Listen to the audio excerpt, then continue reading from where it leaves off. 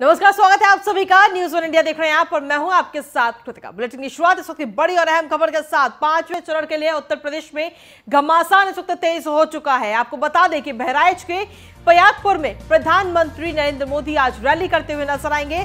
दोपहर करीब 1:30 बजे पयागपुर में पीएम मोदी का संबोधन है। इस दौरान जिले के सभी विधानसभाओं के लोग वहां पर इकट्ठा होंगे और प्रधानमंत्री नरेंद्र मोदी को सुनेंगे। तो आज प्रधानमंत्री नरेंद्र मोदी रैली करते हुए आज नजर आएंगे और सभी विधानसभाओं के लोग वहां पर इकट्ठा होंगे। 5वें चरण के लिए उत्तर प्रदेश में घमासान इस वक्त तेज हो चुका है।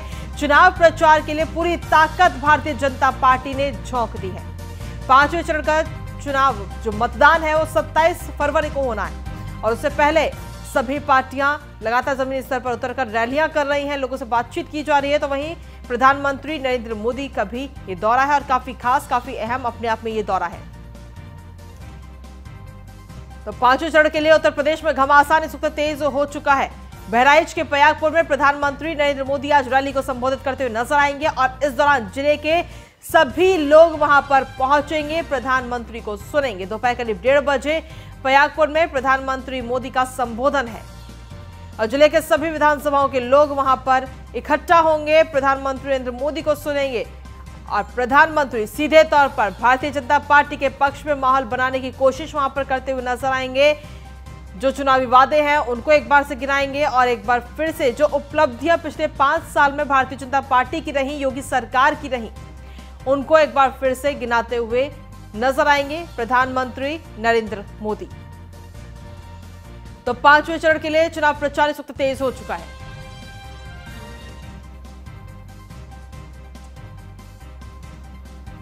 तो बहराइच के पयागपुर में प्रधानमंत्री नरेंद्र मोदी की ये रैली है और इस रैली में प्रधानमंत्री को सुनने के लिए तमाम लोग वहां पहुंचेंगे। जिले के सभी विधानसभाओं के लोग वहां पर इकट्ठा होंगे, प्रधानमंत्री को सुनेंगे और इस दौरान प्रधानमंत्री जो पिछले 5 साल में योगी सरकार की जो उपलब्धियां रही उनको एक बार फिर से गिनाते हुए नजर आएंगे। साथ ही अगले 5 साल में अगर सरकार बनती है, सत्ता में भारतीय जनता पार्टी आती है, तो अगले 5 साल में क्या कुछ काम किए जाएंगे, क्या कुछ चुनावी वादे हैं, जो संकल्प लिए गए, उनका भी एक बार फिर से प्रधानमंत्री बताते हुए नजर आएंगे। तो आज प्रधानमंत्री नरेंद्र मोदी लोगों को संबोधित करेंगे। 5वें चरण के लिए उत्तर प्रदेश के अंदर घमासान इस वक्त तेज हो चुका है। चुनाव प्रचार इस वक्त चरम पर है। 5वें चरण का मतदान 27 फरवरी को होना है और उसके लिए सभी पार्टियां इस वक्त पूरे दमखम के साथ चुनावी मैदान में उतर चुकी हैं। जगह जगह जनसभाएं और रैली की जा रही हैं और इसी कड़ी में प्रधानमंत्री नरेंद्र मोदी भी आज लोगों को संबोधित करते हुए नजर आएंगे। 5वें चरण के लिए चुनाव प्रचार करेंगे आज प्रधानमंत्री नरेंद्र मोदी।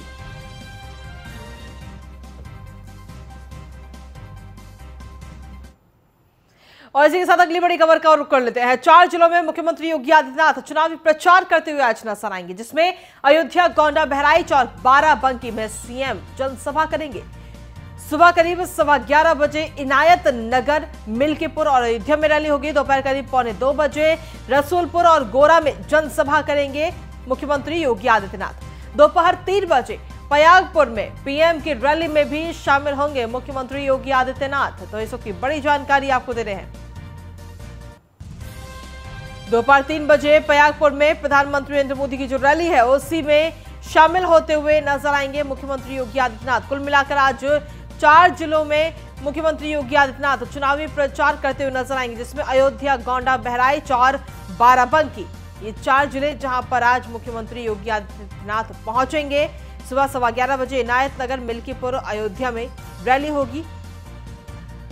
दोपहर करीब 1:45 पर रसूलपुर में और गोरा में जनसभा होगी। दोपहर 3 बजे प्रधानमंत्री नरेंद्र मोदी की जो रैली है उसी में शिरकत करते हुए नजर आएंगे मुख्यमंत्री योगी आदित्यनाथ। अब तो 5वें चरण के चुनाव प्रचार के लिए इस वक्त घमासान लगातार जारी है। सभी पार्टियां जमीनी स्तर पर उतर चुकी हैं और मुख्यमंत्री योगी आदित्यनाथ भी पूरे दमखम के साथ, पूरे जोश के साथ जनसभाएं करते हुए नजर आ रहे हैं।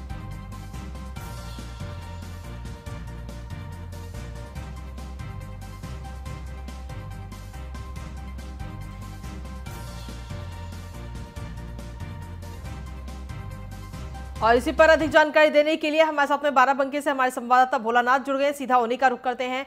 भोलानाथ, अगर देखा जाए तो बाराबंकी में आज पहुंचेंगे मुख्यमंत्री योगी आदित्यनाथ, क्या कुछ कार्यक्रम है और क्या कुछ समय है इस कार्यक्रम का?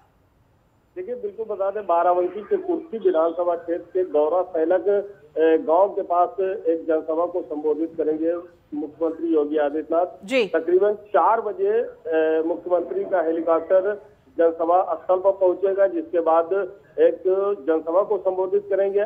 भाजपा प्रत्याशी साकेत प्रताप वर्मा के समर्थन में जनसभा की जा रही है, जिसमें बड़ी संख्या में भीड़ जुटाने की भी तैयारियां चल रही हैं। जनसभा को लेकर सभी प्रकार की तैयारियां पूरी कर ली गई हैं। जी, अगर देखा जाए तो वहां पर सियासी समीकरण क्या कुछ है बाराबंकी में? देखिए, बिल्कुल बता दें, बाराबंकी यूं तो समाजवादी का गढ़ कहा जाता है, लेकिन 2017 में भारतीय जनता पार्टी ने बाराबंकी की 5 विधानसभा सीटों पर जीत दर्ज की थी। वहीं एक सदर विधानसभा सीट थी जो समाजवादी पार्टी के खाते में चली गई थी। लेकिन 2022 की बात करें तो 2022 में समाजवादी और भारतीय जनता पार्टी के दोनों में अब कांटे की टक्कर है। अब ये अभी तय पाना मुश्किल होगा कि पल्ला किसकी ओर भारी पड़ रहा है, ये अभी कहना मुश्किल होगा। जी, भोलानाथ, अगर देखा जाए तो मुख्यमंत्री खुद आज बाराबंकी पहुंचेंगे, जनसभा करेंगे, तो वहां पर जो लोग हैं उनमें कितना उत्साह है मुख्यमंत्री की जनसभा को लेकर के? बिल्कुल बता दें, बाराबंकी के कुर्सी विधानसभा में आज जनसभा होगी। सीएम योगी आदित्यनाथ 4 बजे पहुंचेंगे, जिसको लेकर कार्यकर्ताओं के साथ जो क्षेत्रीय लोग हैं उनमें भी काफी उत्साह है। अपने मुख्यमंत्री को सुनने के लिए काफी लोग उत्साहित हैं। बड़ी संख्या में लोग जनसभा स्थल अभी से पहुंचने लगे हैं।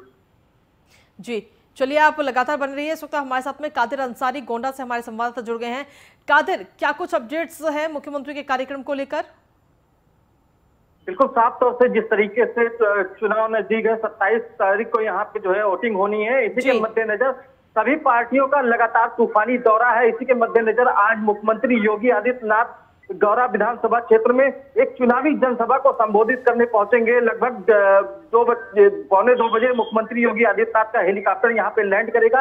इसके बाद में यहाँ पे जो चुनावी जनसभा है, यहाँ पे सभी विधानसभा के जो प्रत्याशी हैं वो यहाँ पे इकट्ठा होंगे। मुख्यमंत्री योगी आदित्यनाथ यहाँ पे जो है इस चुनावी जनसभा को संबोधित करेंगे और भाजपा को वोट देने के लिए अपील करेंगे और जो 5 साल में जो विकास किए गए हैं उन विकास को गिनाया जाएगा। और आगे जो रणनीति तय की गई है, तो जिस तरीके से सपा और सबसे पार्टियां जो है, विपक्षी पार्टियां भी लगातार, चाहे अखिलेश यादव हो, लगातार रैलियां कर रहे हैं। और पार्टी की अगर बात की जाए तो पार्टी लगातार जो है सभी पार्टियों के जो उम्मीदवार हैं वो मैदान में है।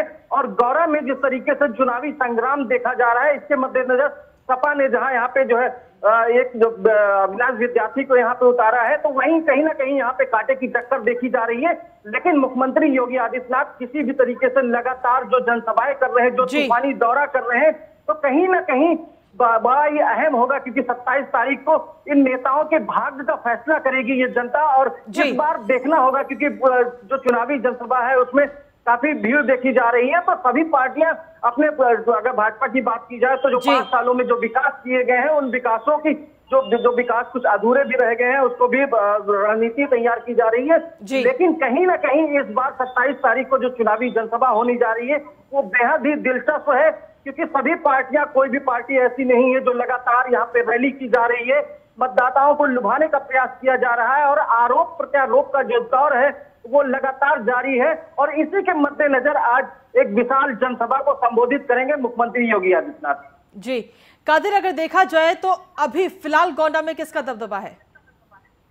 बिल्कुल साफ तौर से जो चुनावी समीकरण की अगर बात की जाए तो अगर सपा की बात की जाए, सपा और भाजपा दोनों में कांटे की टक्कर देखी जा सकती है, क्योंकि कोई भी पार्टी, जो अखिलेश यादव है वो लगातार कल, आज मुख्यमंत्री योगी आदित्यनाथ का यहाँ पे जो जनसभा होनी है उसके बाद में कल ही पूर्व मुख्यमंत्री अखिलेश यादव यहाँ पे जनसभा को संबोधित करेंगे। तो कहीं ना कहीं जो पार्टियां हैं वो कोई भी चूक नहीं चाहती है और लगातार जो रैलियां हैं उन रैलियों में ज्यादा से ज्यादा वोटरों को लुभाया जा सके और वोटरों को अपनी जो भी क्षेत्र में जो विकास कार्य कराए गए हैं, आरोप प्रत्यारोप का लगातार दौर जारी है और कांटे की टक्कर इस बार देखी जा रही है। क्योंकि चुनावी समीकरण की अगर बात की जाए तो सभी जो उम्मीदवार इस वक्त क्षेत्र में है वो अपने आप को जीता कैंडिडेट बताते हैं, लेकिन इन कैंडिडेटों की अगर बात की जाए तो इन सभी के भाग्य का फैसला अब 27 तारीख को यहाँ की जनता करेगी और ताजपोशी किसकी होगी उसका फैसला 10 तारीख को होगा। चलिए कादिर, आप बने रहिए हमारे साथ में। भोलानाथ भी लगातार जुड़े हुए हैं। भोलानाथ, अगर देखा जाए तो बाराबंकी में आप खुद मौजूद हैं, वहां की जो जनता है आपने उससे भी बातचीत की होगी, उनसे मुलाकात की होगी, तो वहां की जनता के चुनावी मुद्दे क्या कुछ है जो लोकल मुद्दे होते हैं? बिल्कुल बता दें, बाराबंकी की बात करें तो बाराबंकी में विकास का मामला कहीं बहुत ज्यादा है। जो ये कृषि लोग कृषि पर ज्यादा आधारित है, ग्रामीण इलाका है जी, तो कहीं ना कहीं सहारा पशु है, ये बड़ा मामला है। क्योंकि लोग फसलों को बोते हैं, उसके बाद एक तरफ फसल बोते हैं, एक तरफ रात भर किसानों को जाग के अपनी फसलें बचानी जी, तो ये मामले कहीं ना कहीं चुनाव में प्रभावी पूरी तरीके से प्रभाव डाल सकते हैं चुनाव पर। हालांकि कल जिस प्रकार से आज सूबे के मुख्यमंत्री योगी आदित्यनाथ आ रहे हैं, वो चुनावी जनसभा को संबोधित करेंगे। अब क्या आश्वासन जनता को देते हैं ये देखने वाली बात होगी, क्योंकि भारतीय जनता पार्टी किसी प्रकार से कोई कोर कसर चुनाव में नहीं छोड़ना चाहती। आज सीएम योगी आदित्यनाथ के बाद कल ही देश के प्रधानमंत्री नरेंद्र मोदी भी बाराबंकी आ रहे हैं, तो कहीं न कहीं भारतीय जनता पार्टी जोर से बाराबंकी में जीत को लेकर आश्वस्त है और कहीं कोई कोर कसर नहीं छोड़ना चाहती है कि चुनाव में किसी प्रकार की कोई कोताही बरती जाए कि उसका खामियाजा बीजेपी को भुगतना पड़ेगी। जी, चलिए आप बने रहिए। इस वक्त हमारे साथ में बहराइच से हमारे संवाददाता विनोद हमारे साथ जुड़ गए हैं। विनोद, अगर बहराइच की बात करें तो क्या कुछ सियासी समीकरण वहां पर नजर आते हैं, क्योंकि मुख्यमंत्री योगी आदित्यनाथ आज वहां पहुंचेंगे और जनसभा को संबोधित करते हुए नजर आएंगे? 2017 में भारतीय जनता पार्टी ने बहराइच की 7 सीटों में 6 पर विजय हासिल की थी जी। आज प्रधानमंत्री नरेंद्र मोदी का कार्यक्रम है और उनके साथ उत्तर प्रदेश के मुख्यमंत्री योगी आदित्यनाथ भी आते हैं। भाजपा ने अपनी पूरी ताकत झोंक रखी है जी, अपने लोगों को लग रखा है। 4 दिनों से बड़े जी जी, चलिए बहुत बहुत शुक्रिया तमाम जानकारी देने के लिए, आप सभी का बहुत बहुत शुक्रिया। इसी के साथ अब खबरों में आगे बढ़ते हैं और बात करेंगे सिद्धार्थनगर दौरे को लेकर, जहां पर केंद्रीय मंत्री स्मृति ईरानी आज पहुंचेंगी। सिद्धार्थनगर दौरे पर रहेंगी स्मृति ईरानी। दोपहर करीब 2:30 बजे डुमरियागंज में जनसभा को संबोधित करती हुई स्मृति ईरानी आज नजर आएंगी, जहां पर भारतीय जनता पार्टी के प्रत्याशी राघवेंद्र प्रताप सिंह के लिए वोट मांगेंगी आज स्मृति ईरानी। तो बीजेपी के पक्ष में माहौल बनाने की कोशिश करेंगे, जो भारतीय जनता पार्टी के जो प्रत्याशी हैं राघवेंद्र, उनके पक्ष में माहौल बनाने की कोशिश करेंगे और जनता से अपील करेंगे कि उनको वोट करते हुए नजर आए। दोपहर 2:30 बजे डुमरियागंज में जनसभा करेंगी आज केंद्रीय मंत्री स्मृति ईरानी। भारतीय जनता पार्टी के प्रत्याशी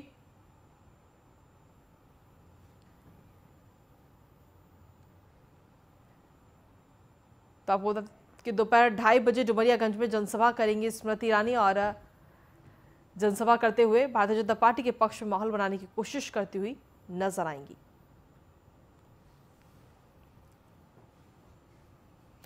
और खबरों में आगे बढ़ते उत्तराखंड के चंपावत में एक बड़ा हादसा देखने को मिला, जहां बारातियों से भरी बस भरी हुई गाड़ी खाई में गिर गई है। दर्दनाक हादसे में 14 लोगों की मौत हो गई है। सुखीढांग रीठा साहिब मोटर मार्ग पर यह हादसा सामने आया है। बारातियों से भरी गाड़ी खाई में गिर गई है और दर्दनाक हादसे में 14 लोगों की मौत हो गई है।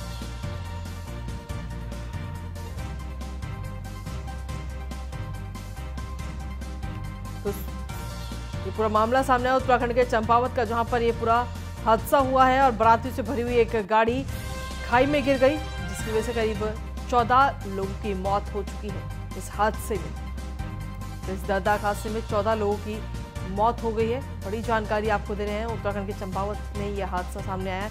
सुखीढांग रीठा साहिब मोटर मार्ग पर यह हादसा हुआ है, जहां पर बारातियों से भरी हुई एक गाड़ी खाई में गिर गई और 14 लोगों की मौत हो गई है इस हादसे में। इस दर्दनाक हादसे में 14 लोगों की मौत हो गई है।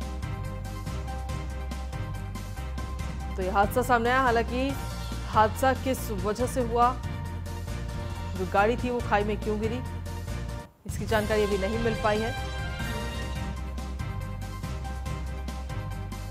और विशेष संवाददाता सुदीप जैन हमारे साथ जुड़ गए हैं फोन लाइन पर। सुदीप, जिस तरीके से उत्तराखंड के चंपावत में ये बड़ा हादसा सामने आया, इस हादसे के पीछे वजह क्या बताई जा रही है?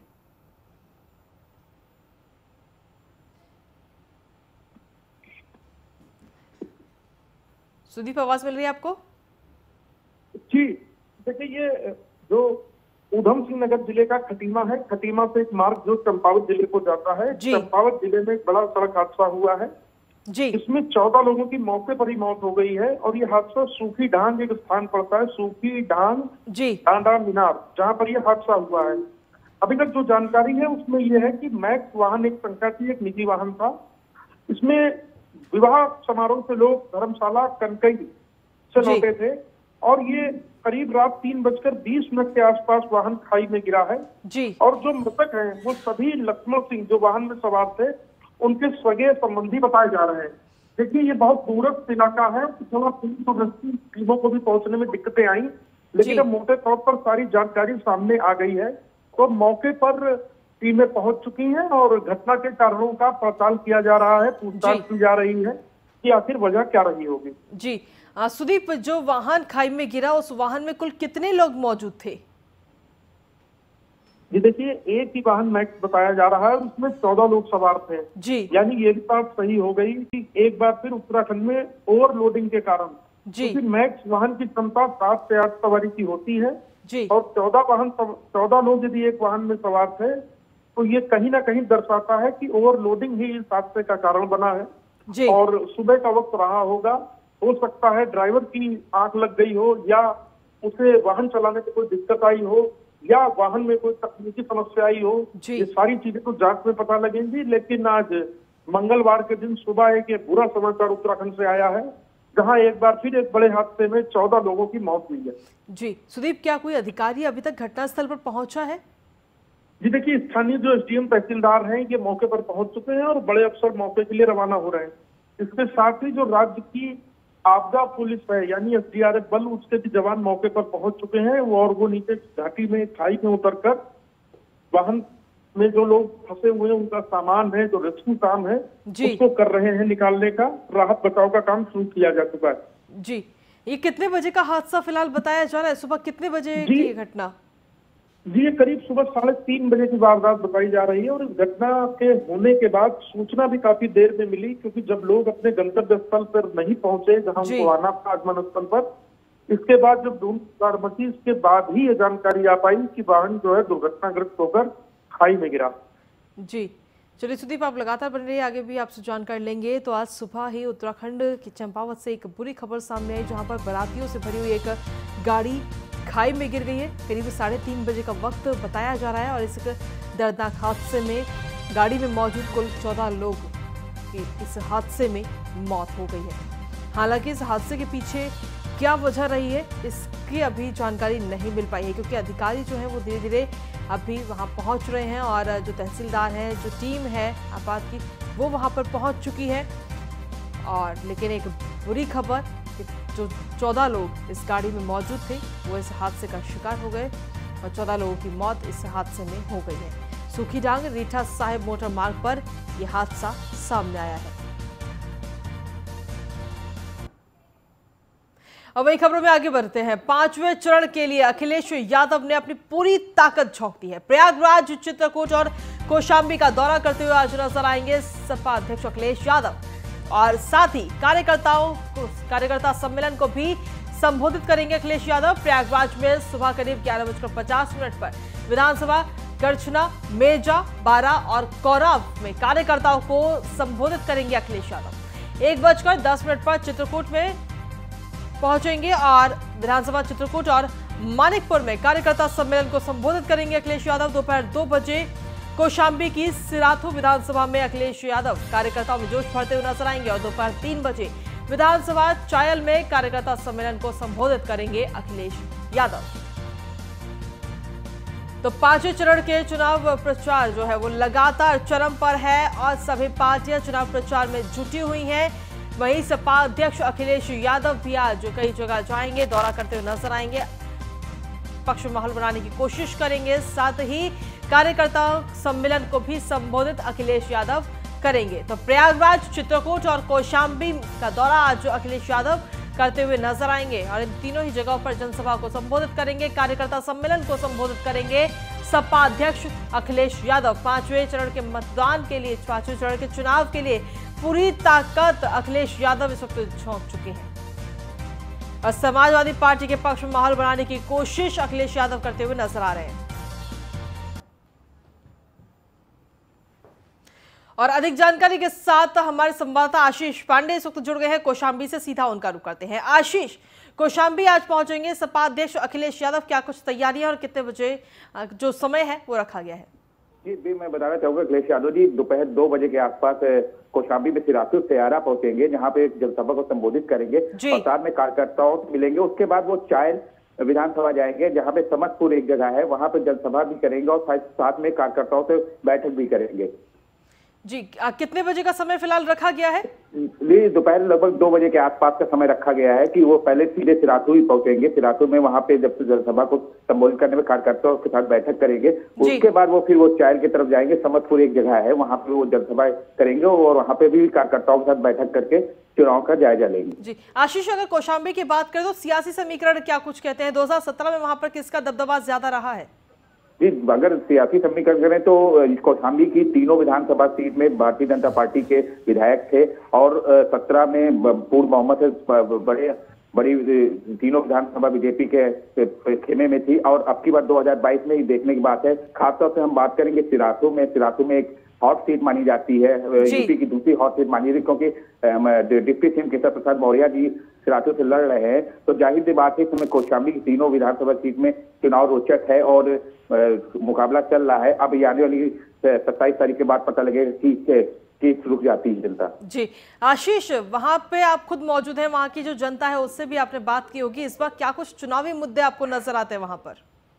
अगर कौशाम्बी में चुनावी मुद्दे करें तो जो भी प्रदेश के जो बड़े मुद्दे हैं वही चुनावी मुद्दे यहाँ पे। अगर छोटे मुद्दों की बात करें तो यहाँ कोई जमीनी स्तर का छोटा मुद्दा नजर नहीं आता। लोगों से हम बात करते हैं, लोगों के बीच में जाते हैं, उनसे हम बात करते हैं तो उन्हें कुछ मुद्दे जैसे बेरोजगारी हो गई, महंगाई हो गई, इसी तरह के जो हमारे प्रदेश स्तर के जो भी मुद्दे हैं उन्हीं को लेकर के लोग बोलते हैं। बाकी और जो छोटे जमीनी मुद्दे हैं या क्षेत्र के मुद्दे हैं तो ऐसे कोई मुद्दे कौशाम्बी में लोगों के बीच के सामने नहीं आते। जी, लेकिन जब आप पिछले 5 साल का अगर ब्यौरा देखें तो पिछले 5 साल में भारतीय जनता पार्टी ने क्या कुछ कामकाज कौशाम्बी के अंदर किया है, उसको लेकर जनता की क्या राय है?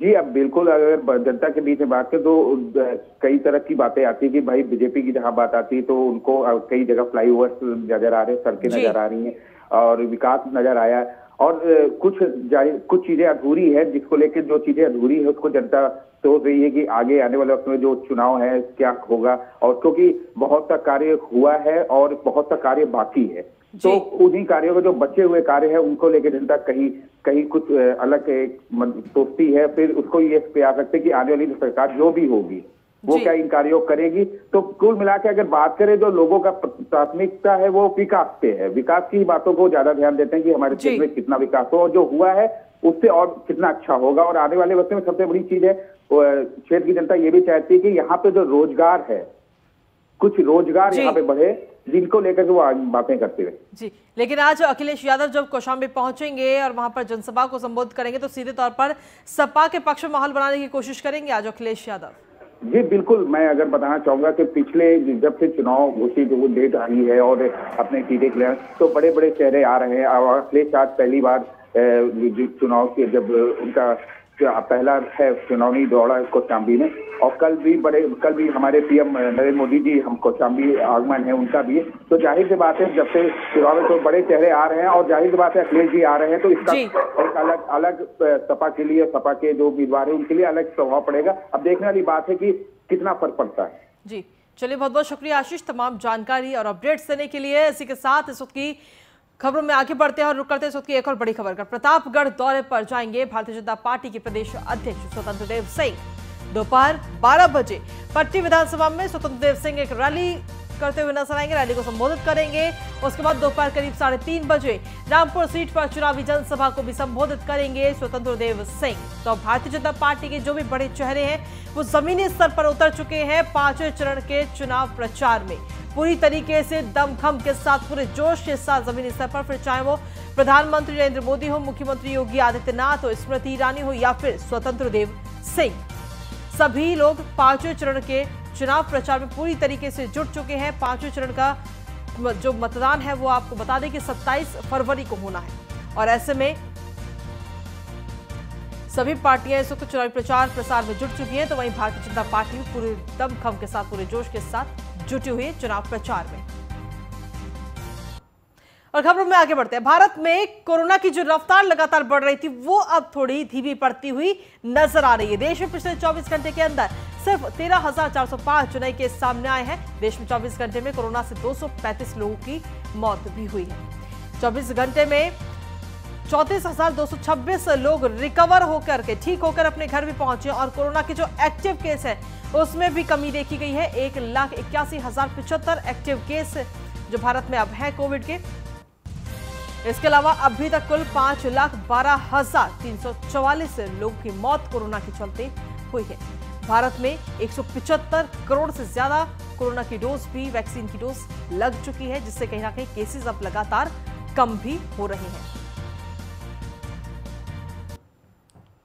और वही खबरों में आगे बढ़ेंगे, बात करेंगे अब सीतापुर की, जहां पर सीआरपीएफ जवानों की एक बस पलट गई है और इस हादसे में करीब 15 सीआरपीएफ जवान घायल हो गए। आपको बता दें कि ये सभी जवान चुनाव ड्यूटी के लिए लखीमपुर जा रहे थे और इस दौरान इनकी जो बस है वो हादसे का शिकार हो गई है। फिलहाल घायलों को सीएचसी में भर्ती कराया गया, जहां पर उनका इलाज चल रहा है। हरगांव थाना क्षेत्र के बाईपास के पास यह हादसा हुआ।